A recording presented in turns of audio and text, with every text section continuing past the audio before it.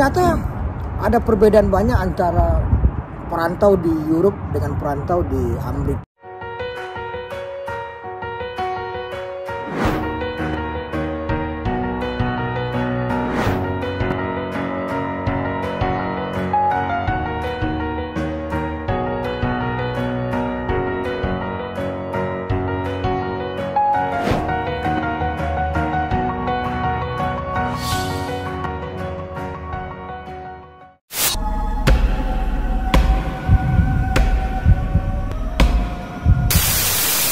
Halo teman-teman, apa kabar kalian semua? Dimana aja kalian berada? Assalamualaikum warahmatullahi wabarakatuh. Ketemu lagi sama gue di channel gue Andi Vlog di sini guys.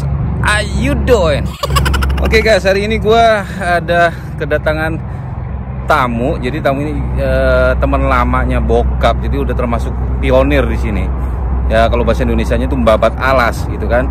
Jadi sebelum ada hibachi orang Indonesia, dia tuh udah ada di sini barengan angkatannya bokap gue bro. Itu namanya Mas Jo panggilannya. Jadi dia ini udah melalang buana di Amerika di restoran Jepang. Udah top banget dah pokoknya. Kita mau ngobrol-ngobrol gimana pengalaman dia. Jadi dia udah pernah balik juga. Sekarang dia datang lagi nih 2018 baru datang lagi.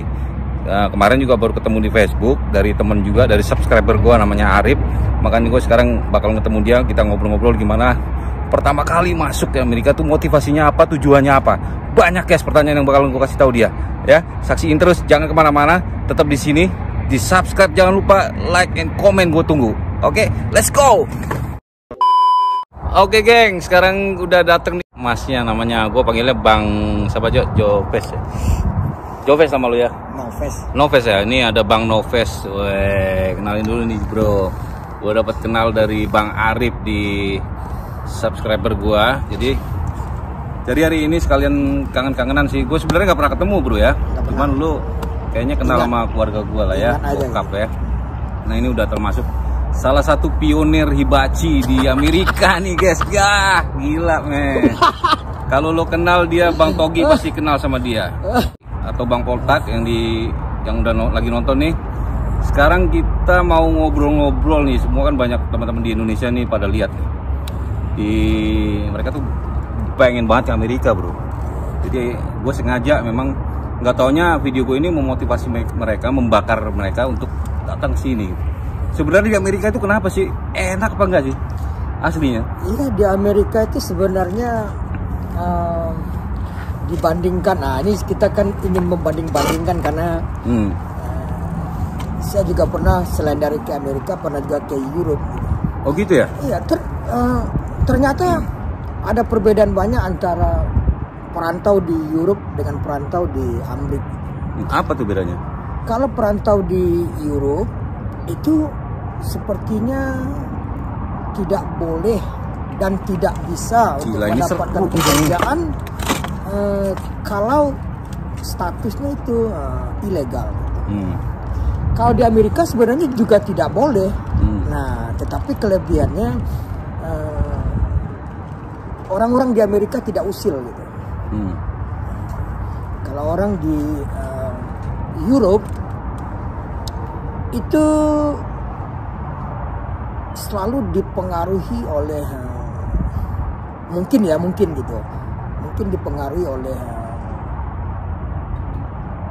wajah, dalam arti kata ras gitu. Berarti karena orang-orang Europe itu rasismenya masih tinggi ya? Mungkin gitu ya. Makanya orang-orang di Europe, ada juga kawan-kawan yang kerja kayak di Belanda gitu, itu selain dari gajinya juga tidak besar, sepertinya ownernya juga sering nakut-nakutin gitu. Oh gitu. Nah saya punya teman, contohnya tuh ada Budi Belanda. Budi di Belanda tuh 9 tahun. Suatu hari saya tanyain Bud, ente kalau kerja itu udah dalam satu hari berapa jam kira-kira melihat matahari? Si Budinya ketawa gitu. Soalnya gini, udah sampai ke restoran atau ke tempat pekerjaan itu keluarnya hanya malam aja gitu. Nah, apalagi sekarang kayak seperti di Belanda, pada umumnya orang-orang tidak mau ngerenkan apartemen kepada orang yang statusnya ilegal. Oke. Jadi gue sebelumnya nih gue mau tanya lagi sebelum jauh lebih dalam nih gue tanya. Udah berapa tahun di Amerika? Awal-awalnya lu berangkat ke sini, Bang? Saya masuk ke Amerika ini November tahun 99. Sadis. Nah, setelah itu saya pulang tahun 2011. Langsung masak? Enggak, saya sebenarnya orang yang dengan pekerjaan itu kalau orang Padang itu bilang semua pengen coba gitu. Kenapa? Ketertarikan saya sebenarnya saya lebih tertarik pada construction. Karena saya lihat di sini construction itu ada unsur seninya gitu. Ada seninya. Iya. Kalau di Indonesia kita kerja itu semuanya serba manual. Jadi sini yang bikin kita bosan. Iya, sini pakai mesin ya banyakannya. Dan setelah itu mengerjakan sesuatu yang sifatnya construction itu tergiur dengan duitnya gitu. Ya kan? Nah, construction itu ada jenisnya lagi gitu. Saya tidak pernah kerja yang namanya kerja kalau di sini orang bilang apa ya? Kerja ini semennya apa namanya? Apa? Kuli lah. Bukan semen. Ini paving. Bukan. Taruhlah kita kerja luar gitu. Nah, kerja luar misalnya naikin skavel atau demolition semacam itu gitu. Karena pertama dengan fisik kayaknya kita juga tidak mendukung. Tapi sempat kerja situ gitu kan. Lama gitu. Oke. Nah, habis itu kenapa terus tahu-tahu masak gitu ya ke jalan pikiran apa? Jadi setelah itu rupanya construction ini hanya spesialis summer gitu. Dingin nggak ada lagi ya. Nggak ada lagi. Bisa ya. Nah, ya ada mungkin itu, beberapa lah ya. Saya spesialis saya itu modeling ruangan sama kabinet. Gitu. Interior. Kitchen. Gitu. Oke. Kitchen interior. Iya. Itu pertama kali saya punya bos, namanya saya masih ingat sekarang, Remy Goruda. Dia orang Filipina. Orang-orang inilah yang selalu nyupport gitu. Kenapa? Saya lihat orang-orang di Amerika itu ngakunya engineer gitu. Ya kan? Tetapi dalam membaca gambar tidak sepenuhnya dia mengerti gitu. Sedangkan kita orang-orang dari Indonesia kayaknya hal semacam itu jeli kita untuk melihat gitu. Jadi kalau saya dapat project sama si Remy, dia hanya titip pesan di telepon, ini kamu besok datang ke street itu, nomor rumahnya itu. Nah, gambarnya sudah ada. Makanya si Remy itu senang sekali gitu. Alat-alat itu dibeliin semua gitu. Nah, setelah masuk winter kerjaan nggak ada gitu. Itu gua boleh tahu pendapatan waktu jadi kontraktor itu berapa, bro? Nah gini, kalau orang-orang kerja di luar per hournya berapa?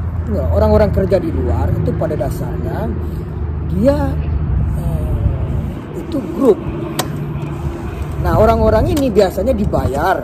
Kalau sekarang, kalau untuk ukuran sekarang itu besar. Kalau untuk ukuran dulu rata-rata orang itu dibayar 90 sampai 120 dolar. Hour? Enggak. Satu hari? Satu pekerjaan itu setiap hari. Tapi kan kerjanya tuh 8 jam. Kalau buat orang yang tinggal di New York City itu lebih dari cukup. Nah, tetapi yang orang-orang kerja di bagian dalam itu pada umumnya menghasilkan project. Misalnya, kamu bisa nggak ngambil ini seminggu itu dikasih nanti 1.600 atau 1.800 itu. Lumayan ya. Ya. Nah, tahu-tahu kita bukannya seminggu, 3 hari bisa putus gitu. Nah, orang-orang Indonesia itu kan itu suka apa? Suka begadang gitu. Nah, jadi kerjanya pertama nggak licik. Karena kita dikasih project. Terus habis itu langsung masuk itu masaknya pas musim winter ada pikiran gitu. Habis itu winter kemana lagi? Pergilah kita main ke Chinatown. Ketemulah sama orang-orang Indo gitu. Ya kan? Tapi di Chinatown itu ada satu agent loh buat nyari kerja ya situ ya. Apa lu pernah ke situ? Sering sekali.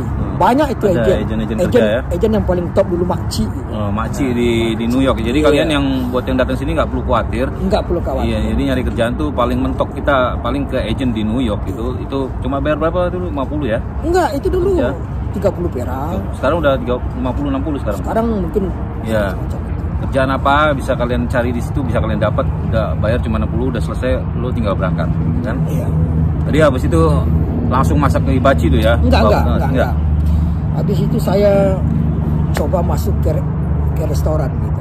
Nah, ternyata kerja di restoran ini juga asik gitu. Iya. Asik kerja di restoran itu pertama cuci piring. Ya kan? Dengan gaji berapa tuh cuci piring kalau boleh tahu? Oh, kalau saya zaman itu murah sekali, 350 per minggu. Wow, man. Tapi kalau untuk sekarang mungkin 1.200-an sekitar itu ya? Enggak, kalau sekarang tukang cuci piring itu sudah gengsinya sudah tinggi. Rata-rata cuci piring sekarang 22 sampai 24. Wah, gokil, udah naik ternyata informasi gua salah nih. Nah, karena apa? Orang-orang nggak mau jadi tukang cuci piring lagi. Tapi kita kalau sama teman gitu ya, ngeliat temennya jadi tukang cuci piring kan nggak ini juga ya, kasihan lah ya. Kita kadang-kadang berbagi lah, share, terus cari kerjaan yang lebih baik lah kalau bisa, training, masak gitu ya. Nah, habis itu udah ketemu cuci piring gimana? Setelah cuci piring gitu, pas saya tuh punya bos itu orang Taiwan, yang suaminya orang Malaysia. Jadi pas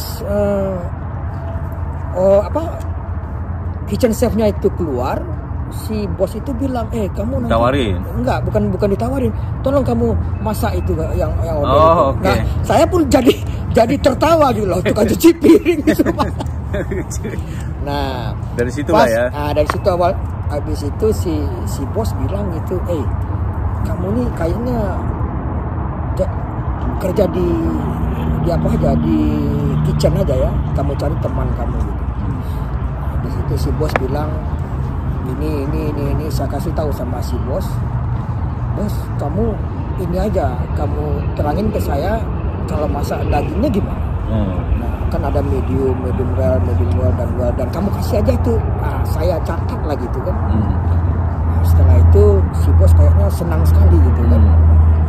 Dari situlah ente belajar ya. Iya, belajar di situ kan. Belajar habis itu si bos bilang, kau bukan masak ini aja, yang di fry kau juga.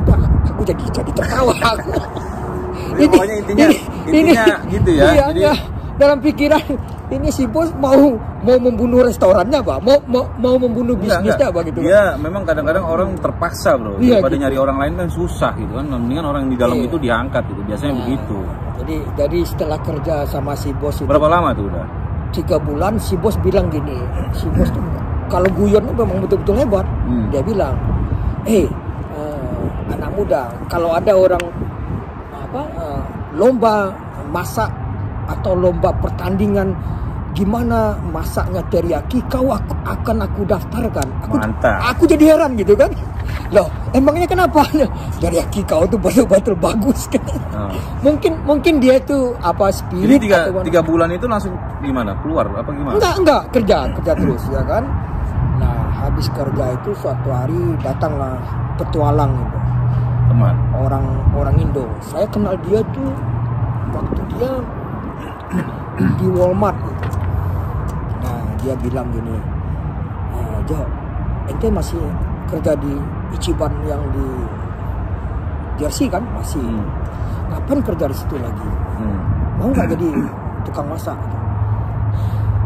Di situ pikir-pikir kan, tukang masak itu enak nggak, Jo? Iya. Nah, dari situlah termotivasi. Oke. Waktu itu baru cari kerjaan yang kayak gitu ya, kayak spesifik ke hibachi ya, habis itu ya. Iya, habis itu saya pernah dengar suatu restoran yang namanya, restoran itu terletak di Connecticut. Oke. Ternyata restoran itu tempat orang keluar masuk gitu.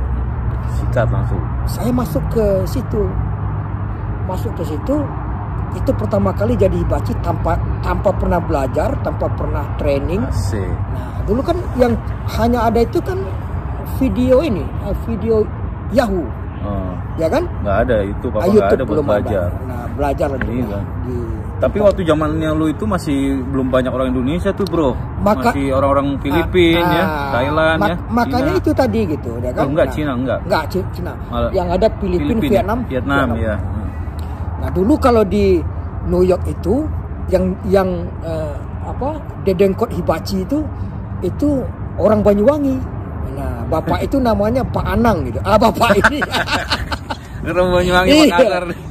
Jadi lu ketemu bokap lah istilahnya gitu ya. Itu saya ingat itu. Boleh tahu nggak awal dulu Hibachi itu berapa pasaran? Maksudnya gaji pada saat itu ya? Nah, lu jadi Hibachi pertama kali itu berapa? Jadi pas itu restoran itu hanya di dinner aja bukannya gitu. Nah, dinner masuk aku di situ dibayar 400 seminggu. Udah lumayan tuh ya. Nah, jadi plus tip. Iya, plus tip, ketemu sama si Dennis. Ingat kan? Dennis ininya Gaso. Iya. Berarti lu bener, informasi lu bener, enggak salah. Berarti lu orang lama. Iya. Dennis udah kenal Dennis. Iya.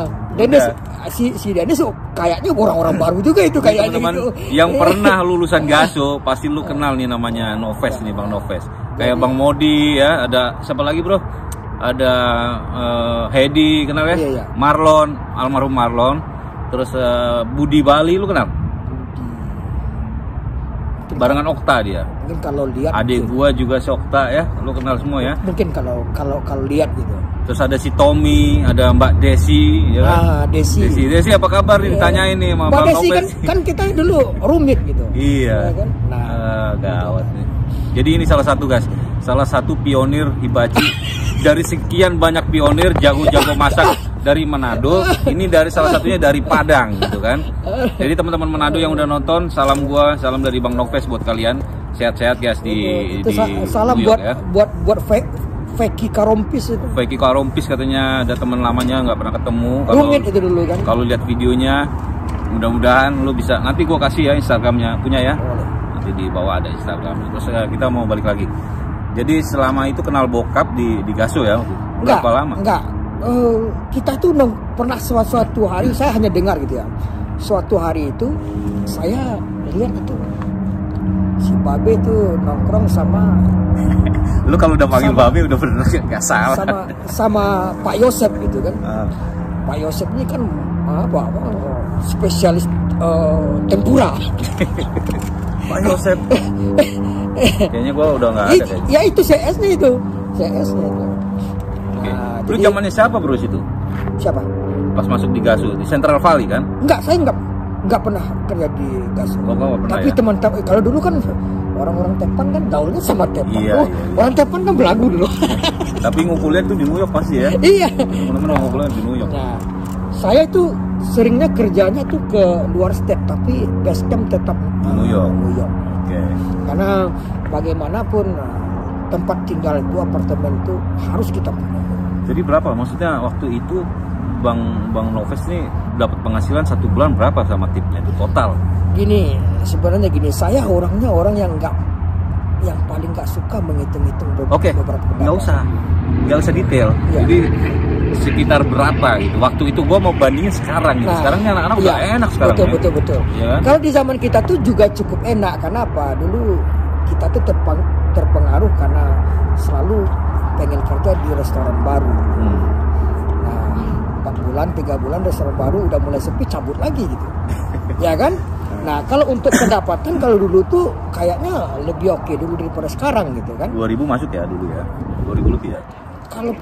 Kalau dulu basic orang memang nggak terlalu gede. Tipnya ya. Tipnya bagus gitu kan. Jadi yang gue tanya nih sekarang nih ya, ini kalau gue lihat ya, sama orang dulu tuh beda anak-anak Hibachi sekarang bro. Sangat jauh berbeda. Jauh banget. Jadi ya, gini sebenarnya gini. Saya tuh dulu waktu mau minta training sama seseorang, nah ini teman ini, dia bilang gini, ente bilang ilmu ini dapat di tengah jalan gitu. Jadi aku mikir gitu kan, loh ini orang kok aneh sekali gitu, ya kan. Nah makanya saya orang yang tidak pernah ikut training gitu, tidak pernah sama sekali. Malah ada beberapa kawan itu sampai tanyain kanan kiri gitu, itu orang trainingnya di mana katanya gitu. Saya orang yang tidak pernah. Kenapa? Bagi saya kalau kita kepengen gitu kan, nah jalannya banyak sekali. Enggak, yang gue omongin gini bro, kalau anak sekarang bedanya kayak baru jadi 2 bulan 3 bulan itu udah minta gaji yang gede bro. Betul sekali. Yang gue bilang itu udah begitu dites masak nggak karuan. Gitu. Betul sekali. Nah kayak gitu loh maksud gue. Ya betul. Jadi yang bisa bedain orang lama sama orang baru ini jelas banget. Ya, yang pertama aja cara dia bergaul. Nah, cara bergaul ya. Nah, kalau orang dulu kan yang namanya geng-gengan tuh nggak ada sama sekali gitu. Ente kerja ya kerja. Kita kerja bareng. Ya kan? Kalau sekarang memang banyak. Nah, gitu. Tapi itu tergantung kita sebenarnya, tergantung kita bawaan kita di mana kita kerja ya. Betul, ya kita harus bisa adaptasi gitu ya sama mereka. Cuman kadang-kadang yang 1, 2, 3 ya ada sih orang-orang Indo yang masih cari muka sama juragan, cari muka sama manajer dan lain-lain untuk menikam temennya dari belakang kayak gitu. Nah itu orang-orang kayak gitu tuh mending nggak kenal lah gua lah gitu ya kan. Dan apa ada segi positifnya, saya orang yang suka traveling gitu. Jadi kalau dulu moto kami itu I'm the traveling chef gitu.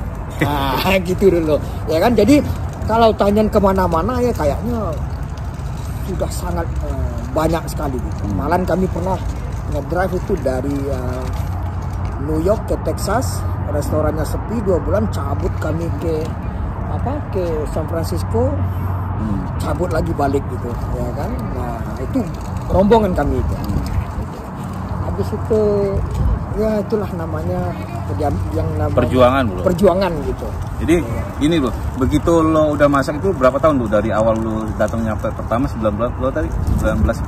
Saya masuk November 99. Sampai pulang ke Indonesia 2011 pulang ke Indonesia, coba buka usaha. Gagal. Iya gagal. Karena sangat gagal total gitu. Ya kan? Malahan sebenarnya gini, kalau diceritakan kepanjangan jenis kegagalan itu bukan double gagal lagi gitu. Ya kan? Tapi nggak apa-apa bro. Yang penting intinya lo pernah coba gitu. Istilah gitu. Betul. Jadi begitu lo tahu gagal di mana, lo bisa belajar kan. Betul. Ya. Nah sekarang lo rencana balik lagi, apa rencana ke depannya? Rencana nggak mau pulang lagi? Mau. Ya, tapi diatur lagi ya? Iya, diatur lagi. Karena apa? Saya punya anak 1. Nah, saya itu selalu berdoa gitu, semoga anak saya dapat jodohnya di kampung. Di kampung di Indonesia? Iya betul. Iya gitu tadi. Loh. Boleh nih daftar nih teman-teman yang mau nih. Anaknya udah SMA ya? Enggak. Apa kuliah sekarang? Anak saya sekarang di New York Academy Cosmetology. Jadi Bang Noves ini udah pernah kesini tahun 90-an, masuk lagi di sini tahun 2018 kemarin. Rencana mau mau stay di sini apa enggak ya? Mungkin dalam 2 tahun 3 tahun ini kami harus pulang. Oke. Yang penting anak dulu sekolah sini ya. Iya betul. Jadi menemenin anak, istri juga di sini kan? Betul sekali. Oke, jadi gitu guys. Mudah-mudahan ini bisa jadi motivasi yang buat mau berangkat ke Amerika, nggak usah takut masalah kerjaan. Iya. Kerjaan tuh kalau di Amerika ini bukan kita yang cari kerjaan, kerja yang ngejar-ngejar kita gitu. Yang penting kita mau aja gitu ya. Jadi nggak usah pilih-pilih. Yang penting lo berteman itu harus benar-benar sosialisasi itu harus benar baik-baik gitu ya. Ya kalau di Amerika ini yang paling utama, kalau kita sudah pernah ninggalin masalah dengan teman, ya sepertinya kita sudah membuat sempit diri kita sendiri. Iya. Oke. Itu jadi motivasinya dari Bang Noves senior gua ini, senior kita di sini, salah satu pionir barengan bokap kebetulan kan. Ini sebenarnya mau ke rumah sih, cuman di rumah lagi nggak ada orang gitu kan. Jadi kita ngobrol-ngobrol, udah dingin banget ini bro, sini lama-lama. Kopi gua diminum buat handphone. Buat nyender handphone. Jadi nggak bawa tripodnya nggak bawa gua tadi. Emang mau ngobrol-ngobrol banyak sih sebenarnya. Ya guys, begitu guys. Makasih banget Bang Noves atas pengalamannya, cerita-cerita. Mudah-mudahan teman-teman di Indonesia nggak takut lagi buat merantau kemana aja guys. Jadi pengalamannya Bang Noves ini nggak cuma ke Amerika, ke Eropa ya. Betul. Kemana tuh? Eropa, Belanda? Saya pernah ke Belanda, ke Paris, ke Jerman, ke Spain. Ternyata yang paling enak di sini. Yang paling enak di Amerika. Paling aman ya? Paling aman. Di Amerika sepanjang kita nggak kriminal. Iya, selama kita nggak punya kriminal, catatan kriminal, kita aman banget di sini. Ya pokoknya yang baik-baik aja lah gitu. Ya kan, kenapa kita hidup di atas dunia ini dituntut untuk jadi orang baik. Ya kan? Baik sama manusia, baik sama di atas. Betul sekali. Ya enggak? Betul. Oke guys, gitu aja kayaknya ngobrol udah kelamaan, takut boring nontonnya. Mungkin nanti lain kali gue sambung lagi pas begitu anak atau istri lagi main sini, undang ke rumah ya enggak? Sampai Sampai ketemu lagi guys di video berikutnya. Salam dari gua. Assalamualaikum warahmatullahi wabarakatuh. Thank you Bang Nafis ya. Sama-sama.